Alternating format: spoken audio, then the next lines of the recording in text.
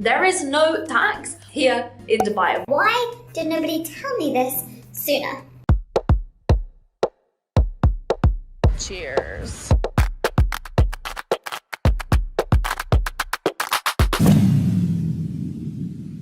Hello and welcome to today's YouTube video. My name is Lauren Tickner and I moved to Dubai literally 2 months ago. Now, I came here on vacation. I was not expecting to move here and I fell in love with the place. Since then, I have flown out some of my employees from my company Impact School. I've signed some massive clients from being physically here in Dubai.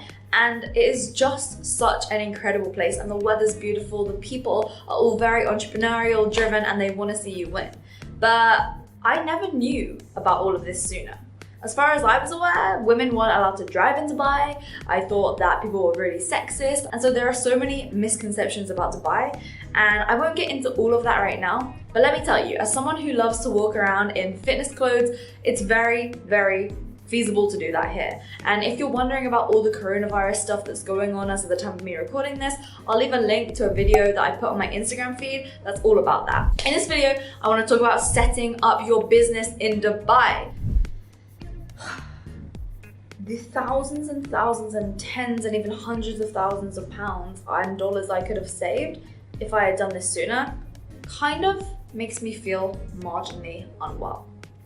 But with that said, let's talk about all that stuff, okay? So there's no income tax, no corporate tax, there's 5% VAT on a small number of things.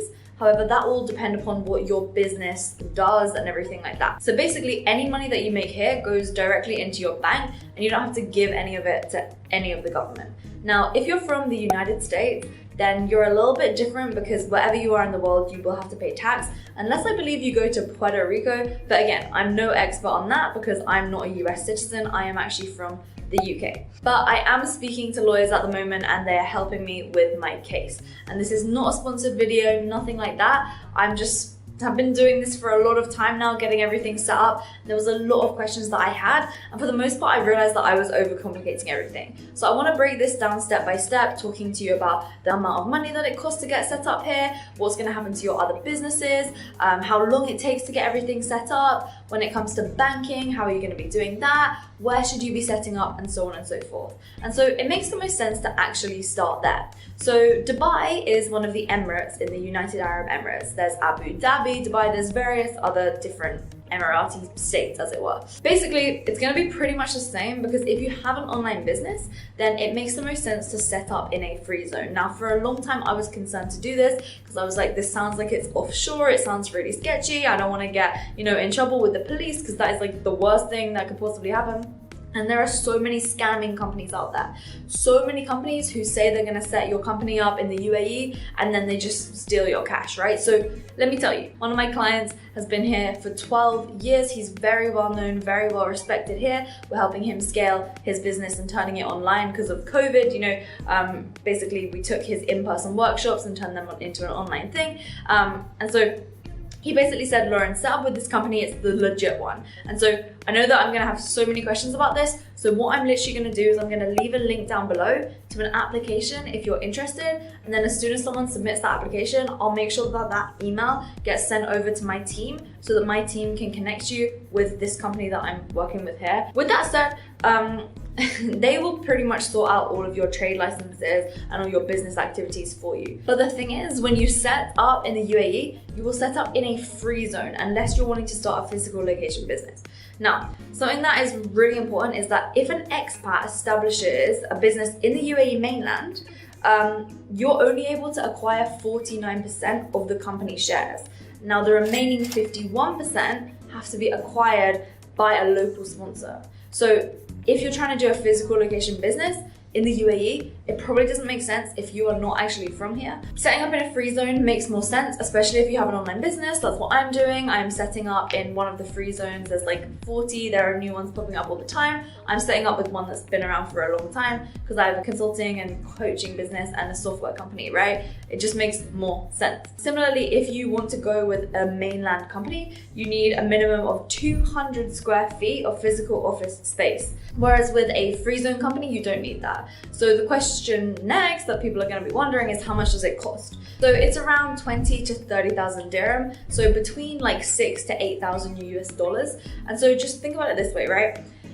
If you're paying 20% business tax just on average, and let's say you're making 50 grand a year, that means that you'd be spending 10 grand a year on taxes. Whereas this business license would allow you to go for 3 years and it's only costing between like 6 and 8 grand, right? Then obviously you're gonna have to get your visa as well, which is around like another 3,000 US dollars. So ultimately, if you're making 50 grand a year US dollars, and then you come here and you wanna get your business set up and it will set up for 3 years, plus your visa, plus everything like that, it's basically like you're gonna have 2 entire years totally tax-free, and that's saying that your income's only staying at $50,000 a year, right? So it really does make a lot of sense.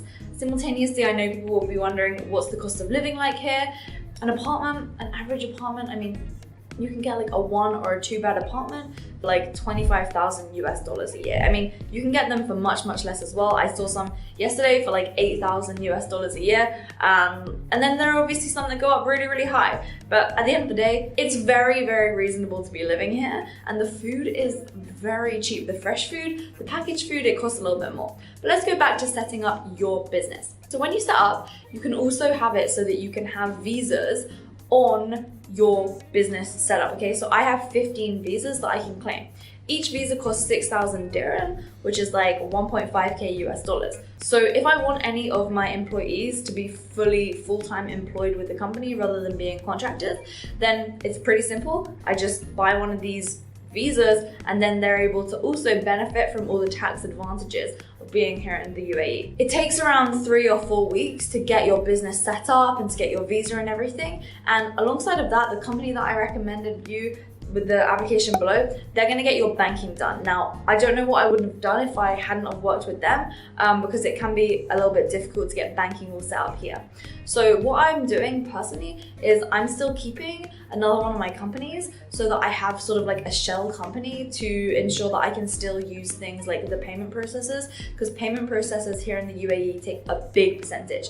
Now, obviously you're saving like a bunch of percentage through not paying taxes, but at the end of the day, I don't really necessarily trust the payment processors in the UAE because they aren't as advanced. Things like Square and Stripe you can't be using so much. I'll leave a link to both of those down below because they're both really, really good. Ultimately, I just want to be safer. And I'm also not keeping a load of money here in the UAE either. I'm then transferring that out to one of my other companies just because then that ensures that things are done in the best way possible. Now, I do definitely recommend that you get a lawyer helping you with all this stuff. Again, if you fill out the application and just tick that you want help from a lawyer as well, then I'll make sure that I connect you with the lawyer that I'm using or help you out in finding someone else that's better, just because I've made a lot of contacts here and my team's in contact with them all as well, so we can point you in the right direction.